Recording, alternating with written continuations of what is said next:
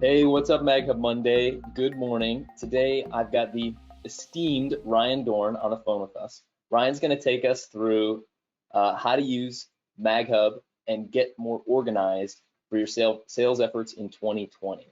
We're going to talk a little bit about contact lists. We're going to talk a little bit about the dashboard. And ultimately, we're going to finish up with activity tracking and a report that's going to help you stay organized. So, Ryan, thanks for coming. Yeah, man, thanks for being here. I guess the nexus of it all is I find like the more organized people are, the better their sales are. And I think some people can probably take it to 100th degree, but I can honestly say, Nick, I don't know any seriously successful media sales rep that doesn't own their CRM, like know how to just run it inside and out. And what I like to do is work with teams to create some type of unified sales system in some way, shape, or form. I kind of on my side call it SOS, which stands for Sales Optimization System. Hopefully everybody gets the SOS part of it. But there's two components to it. One is creating lists to stay super focused, and then using activity tracking from a management perspective to keep up with people. So one of the things, whether, whatever magazine company that I'm working with, I always say, okay, how do you structure your day? Because your CRM should be your dashboard. It should be your guide. All day, that's what should be your guide. Like you're the captain of the ship, that's your dashboard to drive the ship. So don't have Facebook be your homepage. It should, be MagHub. That's what it should be to pull up. So the first thing I want to do as a sales rep, say, Nick, it's 11 o'clock and I need to be working on my top 20 prospecting list. So the first thing I want to do is be able to go and pull my list of, prospects. So some people do it with lead status. Some people do it with dynamic attributes. So maybe it's up to you. Why don't we do the first one maybe with lead status, and maybe you can show us how to pull that first. Yeah, absolutely. So inside of MagHub, the first place you'll probably go to find these contacts that you're hoping to get in contact with is go to a contact search. So that's going to be under contacts and then contacts. Right. This is going to be the screen that you see right when you show up on the page, but you're going to use the advanced search to get a little bit deeper. We're going to go to a lead status. So this right here is your lead status. This is going to be set up based off of how your system is configured. So I've got a few examples in here, but right now your system probably doesn't look like this. You probably have your own lead statuses. If you need to set those up, contact your admin. They can handle that for you. Right. So if I'm looking for basically anybody in the system that I haven't gotten in touch with yet, I may do a prospect search, right? If I'm looking for someone that I've already engaged with, someone that's maybe we're working through the sales process together, they might be more like in progress. So if I go to something like in progress and make sure that my name is up here as a rep, then I can find everyone that I'm in progress with. So this is going to return the results for me. So Ryan, you want to talk about this a little bit? Yeah, so I've got, so basically what I like is I like to have 3 or 4 lists. So my first list that I'm going to work is people that I'm prospecting. So typically in my world, it's going to be people that haven't run with us in 90 days or have never run with us. They're going to be a prospect until such time that I give them a proposal. I have a meeting with them and I propose to them. Then what I do is under lead status, I change them from prospect or top 20. I change them over to in progress under lead status, because I usually communicate with those people, Nick, in a different way. So prospects, it's more like teasy. I'm not really selling to them. I'm just trying to entice them to a meeting. So I'm working that list. Then once I'm done working that list, I go and work my in progress list. And then also then under lead status, I usually have active so I can isolate people that are active. Now, just to be clear out there, guys, you can do this by date range. Everybody's active in the system if they placed an order with you. I just like to stay really, really focused to it.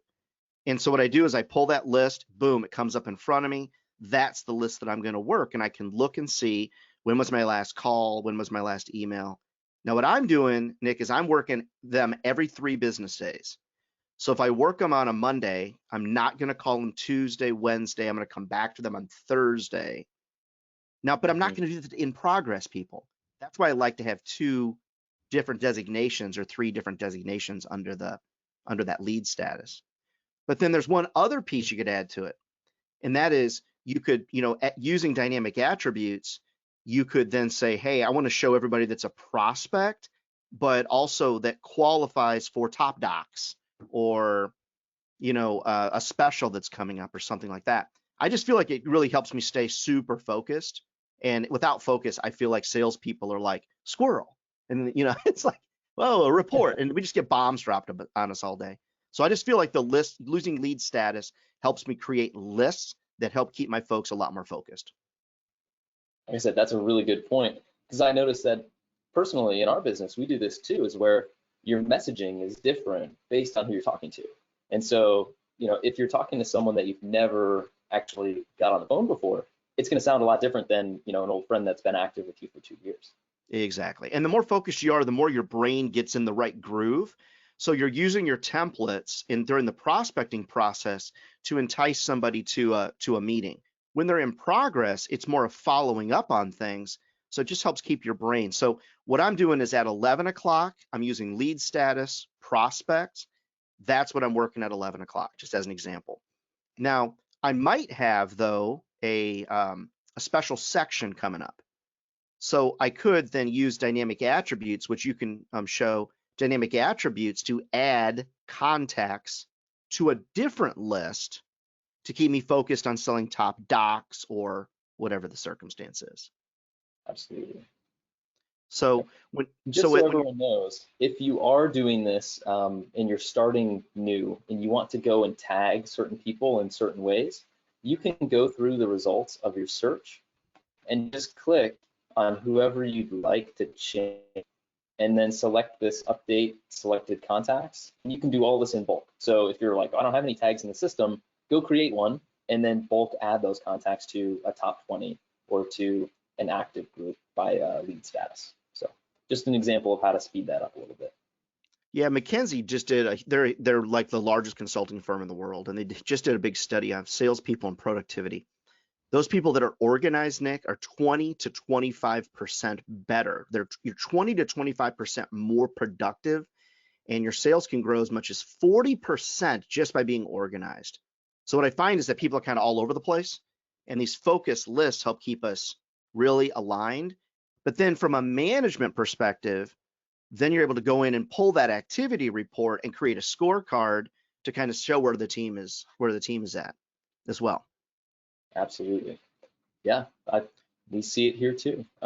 It's no surprise that organized reps are better. Right. One thing before we get to the activities is I wanted to show, if you save a search, you can add that search to your dashboard. So you can see your big 50 or top doctors or your active or your prospects.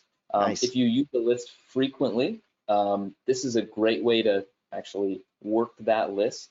And you can use the 3 dots over here to add your activities, schedule your follow-ups, maybe make a forecast, or change somebody to a different lead status depending on where they're at. All right. That's great. So Ryan, your point about activities, super important. No one's watching over your shoulder, but it's nice to know where you're at in the process. I've heard the story where the rep comes to the manager and says, well, I've gotten 100 no's. I've called all these people, I've gotten 100 no's. And the manager says, well, yeah, that's okay, because we know it takes 101 no's to get a yes. And so figuring out what that cadence looks like and what the volume of those activities is super important. So one of the reports that we use in MagHub is a sales rep activity report. I'm going to show you where to find this in the reporting module, but you can save this search so you can find it a little bit faster later. So it's all the way at the bottom of the sales reports. It's this sales rep activity report. It automatically defaults to the current week. So up till today, 7 days prior, but you can change the start date if you prefer to look at this over the course of a month or of a certain day. It's really up to you. When I hit get report, it's going to return the scorecard for me, just like Ryan mentioned. All right, Ryan, what are we looking for here? So, it depends upon the size of the organization, the type of sale, that kind of thing. But so let me just give you some general guidelines. What I like to see is I want to see this report on the big screen TV in your conference room during a sales meeting. And what I want you to consider, all the ad directors, sales managers, publishers, that kind of thing, is work with your team to set realistic activity goals. Don't just give them goals. Work with them to establish. There's nothing worse as a salesperson than your boss saying, you need 40 meetings this week. You know it's not possible. So come up with numbers that make sense. Like, let me just give you an example. Maybe it's 40 emails in a week, 20 new phone calls, 6 appointments, that type of thing. Come up with numbers that are realistic. Then work with the team to come up with some type of reward if everybody on the team meets those KPIs, those key performance indicators. So they might say, hey, if everybody meets the minimum this week, on Friday, we're all going out and, I'm going to buy everybody appetizers and the first round of drinks down at Beamies or whatever. I mean, you don't always have to involve alcohol. I mean, you can just, it's food always works. It seems to work, right?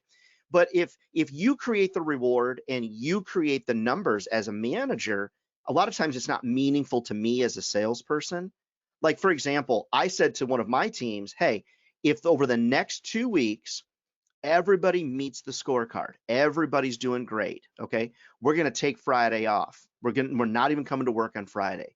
Man, and I said, what do you think? And they're like, heck yeah, that is great. You're going to give us a 3-day weekend? In my mind, I'm thinking, yes, I'm just asking you to do your job, but if you do it well, I'll give you Friday off. All of a sudden, they got excited about it. So, friends, it's not about micromanagement as much as it is, you need to do this, Mr. or Mrs. Salesperson. You know it. So you're either going to lie or you're going to do it. So you might as well get a reward for doing your job, right? Besides being paid. Well said. Well said. I have nothing more to add about activities. You pretty much said it all. Yeah, I mean, I think was there a methodology that you wanted to bring up? Well, I mean, I really feel like that positive sales activity drives positive numbers in the end. When you reward people for positive sales activity and you're clear on your expectations, you have a lot happier people than, hey, y'all go out there and sell something. It's sort of like a quarterback saying, y'all run out there and I'll throw the ball and somebody catch it. It's having a process is comforting. Children do better with structure. People do better with structure. It's having a unified sales process so everybody knows what they need to do to get to the end result. And what's going to drive it is MagHub. MagHub's going to drive that. That's your dashboard and that's your guide.